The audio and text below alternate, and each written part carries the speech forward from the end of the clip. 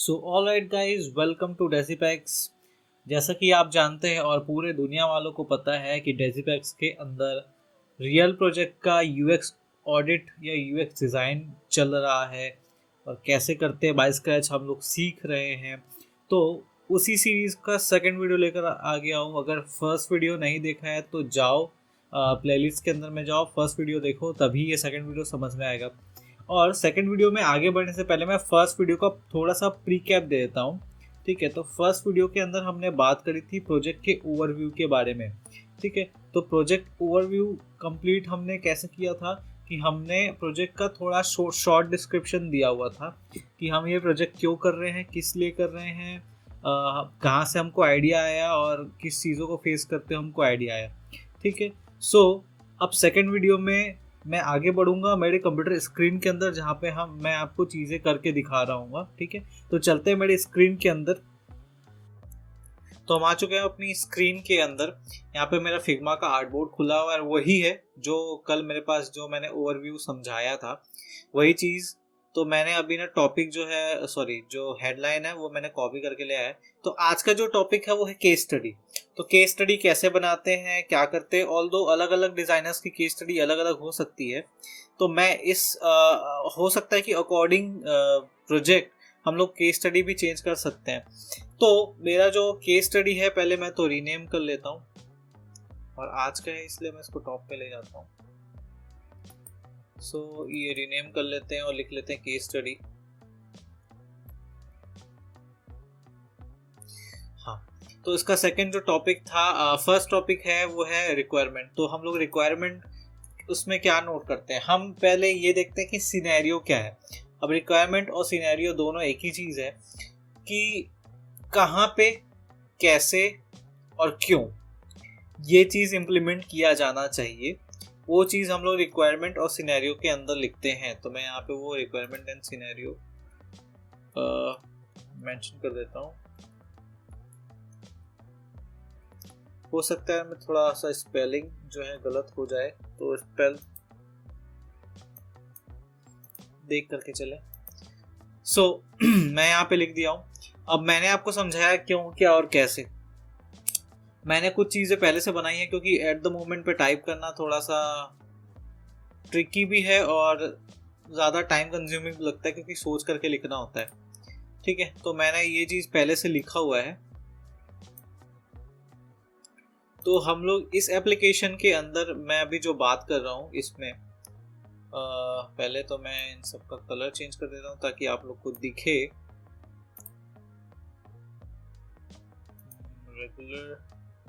Regular के साथ colour change white कर देते हैं। सिस्टम थोड़ा सा लैगी हो जाता है क्योंकि बैकग्राउंड पे रिकॉर्डिंग चल रही होती है, इसलिए तो थोड़ा इग्नोर करें। सो हमने रिक्वायरमेंट लिख रही, रिक्वायरमेंट और सिनेरियो के अकॉर्डिंग हमने कुछ डिस्क्रिप्शन लिखा है। उसके अंदर मैंने बताने की कोशिश की है कि जो प्राइवेट इंस्टीट्यूशंस है अर्बन एरिया के, सब अर्बन एरियाज के अंदर, ठीक है, और अर्बन एरिया के अंदर भी, तो जो प्राइवेट इंस्टीट्यूशन है वो खुद का एप्लीकेशन अफोर्ड नहीं कर सकते हैं। और जो टीम है, माइक्रोसॉफ्ट टीम है, उसमें बहुत सारे प्रॉब्लम्स लोगों को फेस करने पड़ते हैं। तो उसके बारे में भी मैं आगे हम लोग डिस्कशन करेंगे कि क्या प्रॉब्लम्स है, क्या है, दिक्कत हो रही है। ठीक है, सो अभी मैंने छोटा सा ही केस स्टडी के अंदर रिक्वायरमेंट और सिनेरियो को बता दिया है। ठीक है, सो इसके बाद हमारी नेक्स्ट चीज़ क्या होने वाली है, तो नेक्स्ट चीज़ हमारे होने वाली है टारगेट ऑडियंस। तो टारगेट ऑडियंस को हम इसी तरीके से इसको कॉपी कर लेते हैं। ठीक है, तो हम टारगेट ऑडियंस के अंदर क्या लिखेंगे कि हम लोग पर्टिकुलर एरिया में, ठीक है, कहाँ पे कैसे, किन लोगों को, हमारे यूजर्स कैसे हैं, उन सारी चीज़ों को आइडेंटिफाई करना। ठीक है, मैं यहाँ पे लिख देता हूँ टारगेट ऑडियंस।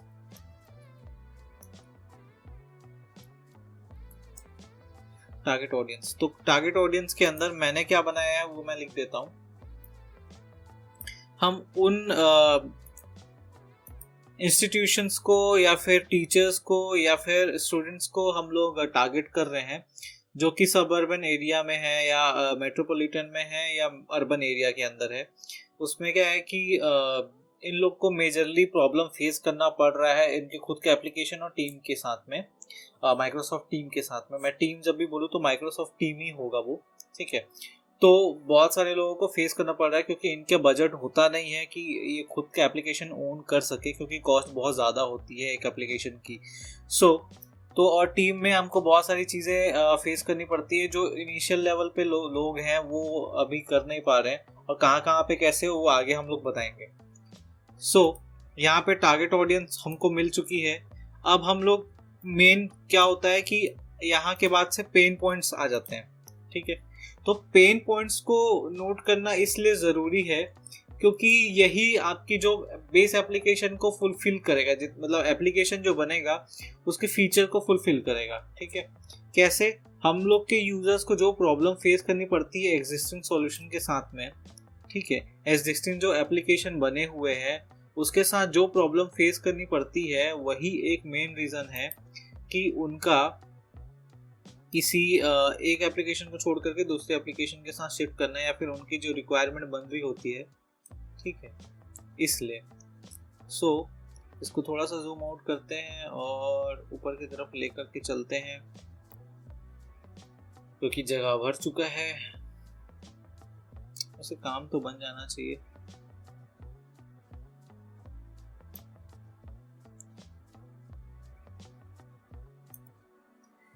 सिस्टम बहुत ज़्यादा लगी हो जाता है यार। कोई नहीं, अब ये सारी चीज़ों को ऑप्टिमाइज करने के बाद हम लोग केस स्टडी लिख तो रहे हैं। केस स्टडी के बाद केस स्टडी में पेन पॉइंट लिख रहे हैं अभी। तो पेन पॉइंट में हम लोग को क्या क्या चीज़ें मेंशन करनी होगी वो भी मैं आपको बताऊंगा, ठीक है। अभी मैं इसको पेन पॉइंट लिख लेता हूँ। Pain point.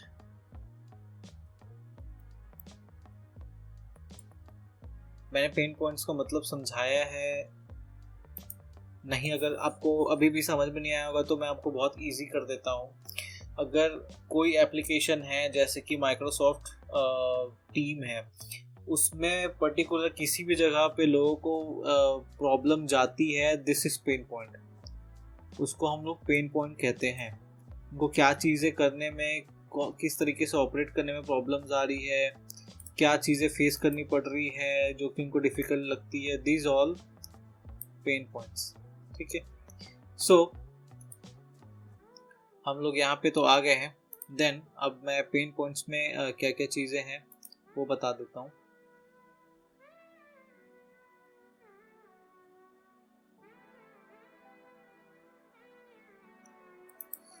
कंटेंट कहाँ गया यार? लैग की वजह से बहुत ज़्यादा चीज़ें फेस करनी पड़ रही है।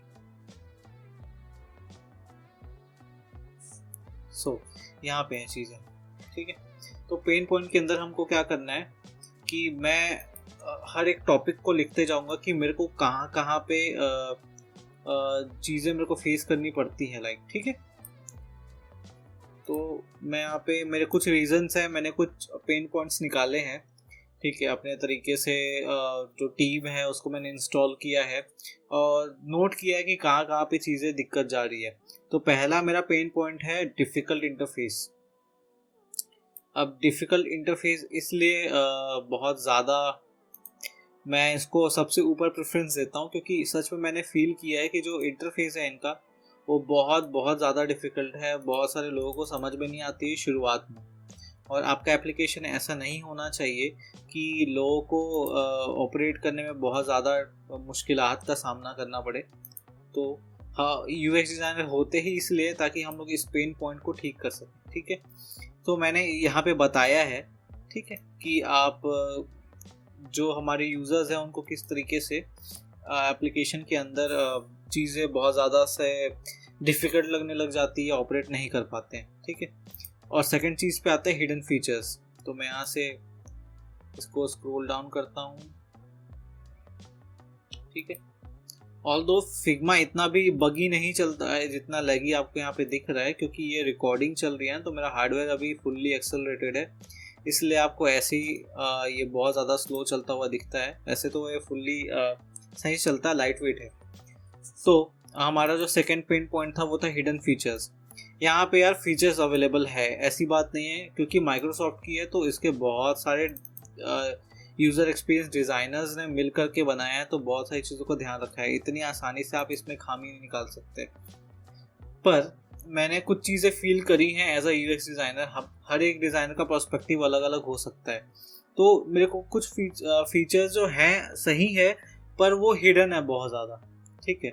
जबकि आपको पैरेलल देना चाहिए, ठीक है, तो उसको सामने रखना चाहिए या पैरेलली आपको देना चाहिए, ताकि जो हम लोग चीज़ें कर रहे हैं वो बहुत इजी हो जाए। और लाइक करने में अभी यूएक्स के टर्म में देखें तो अभी कोई भी चीज़ आप परफॉर्म कर रहे हो तो नेटिव चीज़ों में आपका ध्यान बहुत जल्दी से चला जाता है, और वो इजी भी बन जाता है वो स्टेप, क्योंकि नेटिवली एक दूसरे से कनेक्ट होते हैं ना। तो इसलिए कुछ चीज़ें जैसे कि असाइनमेंट्स है, टास्क है, उन सारी चीज़ों को सामने रखना चाहिए आपको।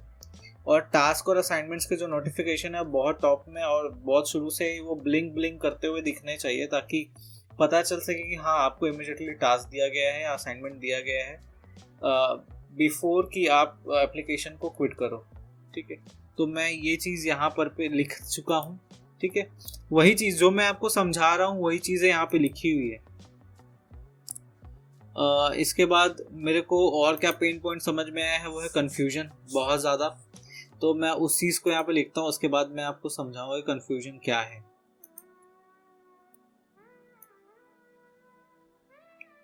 मैं उसी चीज़ को कॉपी और पेस्ट करके लेके आ रहा हूँ, ठीक है। मैं नीचे की तरफ चलता हूँ और कन्फ्यूजन को लिखता हूँ।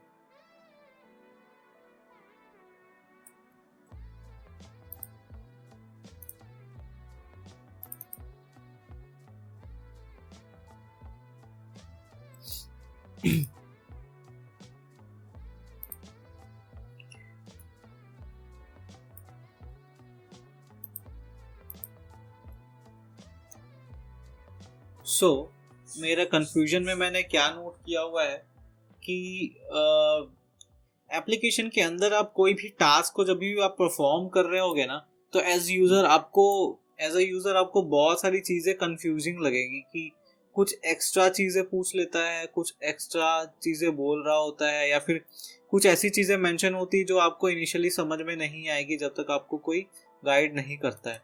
तो ये एक बहुत बड़ा सा एक इशू था जो मेरे को लगा एज अ, क्योंकि पहले भी जब मैं लास्ट ईयर में था तो कोविड का सिनेरियो था, और कोविड के सिनेरियो की वजह से बहुत ज़्यादा ये चीज़ें एक्टिव हुई थी, और मेरे को शुरू में तो बिल्कुल ही समझ में नहीं आता थी माइक्रोसॉफ्ट के अंदर क्या चल रहा है, कैसे चल रहा है, कैलेंडर के अंदर पे क्या है दुनिया।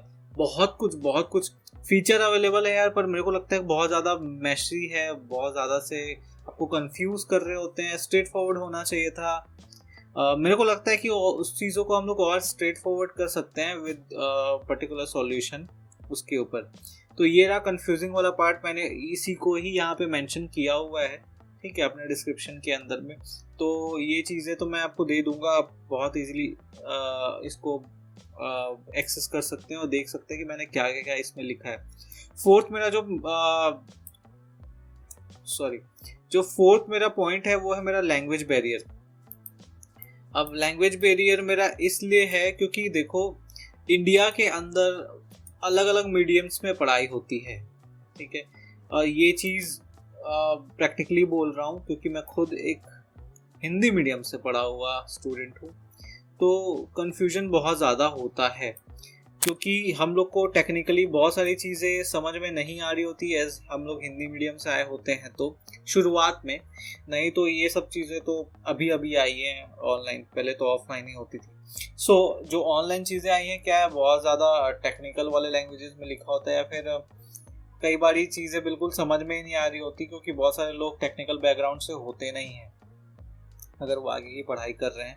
अगर हम लोग कंप्यूटर साइंस या फिर इंजीनियर्स वगैरह को अगर छोड़ दें, ठीक है, तो यहाँ पे लैंग्वेज बैरियर बहुत ज़्यादा आता है। बहुत सारे लोग का ग्रेजुएशन हिंदी में ही हो जाता है, हिंदी मीडियम में होता है, तमिल मीडियम होता है, तेलुगु मीडियम होता है, उसके बाद बंगाली मीडियम है, गुजराती मीडियम है, पंजाबी मीडियम।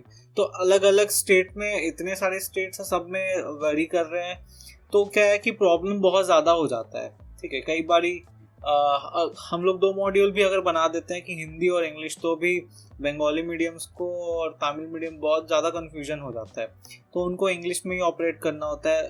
तो वहाँ पे हम लोग एक कोशिश कर सकते हैं कि जब भी एप्लीकेशन को बना रहे हैं तो अगर हम लोग नेटिव लैंग्वेज के साथ एक ऑप्शन दे दें नेटिव लैंग्वेज का, तो हम लोग बहुत सारा प्रॉब्लम को काफ़ी हद तक सॉल्व कर सकते हैं। तो वही चीज़ मैंने यहाँ पे मेंशन किया है कि बहुत ज़्यादा लैंग्वेज बैरियर हो जाता है लोगों को, स्टूडेंट्स को स्पेशली, और सम टाइम इंस्टीट्यूशन वालों को खुद भी, क्योंकि वहाँ पे जो पढ़ाने वाले होते हैं वो भी खुद कंफर्टेबल नहीं हो पाते अगर वो हिंदी मीडियम में पढ़ाने वाले हैं या इंग्लिश मीडियम में पढ़ाने वाले हैं, सॉरी नेटिवली लैंग्वेजेस में पढ़ाने वाले हैं। तो वहाँ पे हम लोग इसको ईजी कर सकते हैं। और मैंने देखा है कि माइक्रोसॉफ्ट टीम के अंदर पे ये ऑप्शन अवेलेबल नहीं है। अगर हो तो मेरे को बता देना, मैंने जितना ढूंढने की कोशिश की मेरे को तो नहीं मिला। ठीक है, तो ये रहा आज का जो वीडियो। इसके अंदर यार जो भी प्रॉब्लम आए, और ये प्रैक्टिस करने वाली चीज़ें हैं, ये ऐसा नहीं है कि मैं बता रहा हूँ और आप समझ गए और बस। ये मैं आपको बता रहा हूँ कि जितना आपको सुनने में डिफ़िकल्ट लगे या फिर ऐसा लगे कि इजी है, सीख गए, ऐसा नहीं होता है। हर एक एप्लीकेशन के साथ बहुत ज़्यादा आपको कई बार ट्रबल ज़्यादा करना पड़ता है, क्योंकि डेटा मिलता नहीं है, रेफरेंस एप्लीकेशन नहीं होते हैं सम टाइम। तो ऐसे करके आपको रेफरेंस एप्लीकेशन मिल जाता है तो एक्सेस मिलने का दिक्कत हो रहा होता है। कई बारी चीज़ों को समझने के लिए आपको बहुत ज़्यादा टाइम लगता है। तो बहुत मुश्किल भी नहीं है और इतना आसान भी नहीं है। तो प्रैक्टिस करने से ही आएगा। मैं कह रहा हूँ अपना खुद का प्रोजेक्ट बनाएं और ऐसा खुद एक ऑडिट रेडी करें जहाँ पर अपनी खुद की चीज़ें आप मेंशन करें। अगर इंग्लिश में नहीं हो पाता यार, कई बारी बहुत सारे स्टूडेंट्स को या लोगों को लगता है कि नहीं ये इंग्लिश है कहाँ से, तो हिंदी में बनाओ ना ऑडिट का, क्या प्रॉब्लम है, कहाँ पे क्या दिक्कत है, बनाओ ना हिंदी में, इंडिया में रहते हो, क्या प्रॉब्लम है। चाइनीज वाले चाइना में रह के इतने आगे बढ़ गए और आप यहाँ पे इंडिया में रह के इंग्लिश और हिंदी के कंफ्यूजन में अटके हुए। हिंदी में बनाओ अगर प्रॉब्लम हो रहा है तो। नहीं इंग्लिश अच्छे से आती है, अरे नहीं अच्छे से आती तो भी, अपने तो मेरे को भी नहीं आती कि एकदम फ्लुएंट मैं यूएस के लोगों के टाइप का या ब्रिटेन के लोगों के टाइप का बोल रहा हूँ, ऐसा नहीं है। इंडियन हूँ तो इंडियन इंग्लिश ही आती है। सो वैसे ही आप इम्प्रूव करो अपने आप को। इंग्लिश में हिंदी में ऑडिट बना रहे हो तो उसे इंग्लिश में कन्वर्ट भी कर सकते हो, नहीं तो हिंदी में रख लो, कोई प्रॉब्लम नहीं है, आपके समझने के लिए है। सो ये रहा आज का क्लास। अगर कहीं पे भी कोई भी दिक्कत या कोई भी डाउट हो तो कमेंट के अंदर मेरे को ज़रूर पूछ लेना कि ये प्रॉब्लम हो रही है। मैं पूरी तरीके से कोशिश करूँगा कि इसको सॉल्व आउट करें। ठीक है, और अगर जो अपना काम करते हो वो दिखाना चाहते हो तो कमेंट के अंदर उसका लिंक दे देना, और मेरे को देख के ये बहुत खुशी होगी, तो मेरे लिए मोटिवेशन है। और अभी अगर आखिरी तक बने हुए हो तो लाइक और सब्सक्राइब ज़रूर करो। अब मैं हमेशा जैसे कहता हूँ कि मैं आखिरी में एक बेहतरीन सी चीज़ बताऊँगा, जो आखिर तक देखते हैं उनको ज़रूर से पता होगा कि मैं लास्ट में कोई ना कोई ऐसी चीज़ बताता हूँ जो कि बहुत ज़्यादा वैल्यू क्रिएट कर देती है। मेरे को लगता है कि वो उसकी बहुत ज़्यादा वैल्यू है। तो केस स्टडी जब भी आप किसी भी एप्लीकेशन की बना रहे हो, ठीक है, तो मोबाइल के अंदर कम से कम उसके 3 रेफरेंस एप्लीकेशंस होने चाहिए।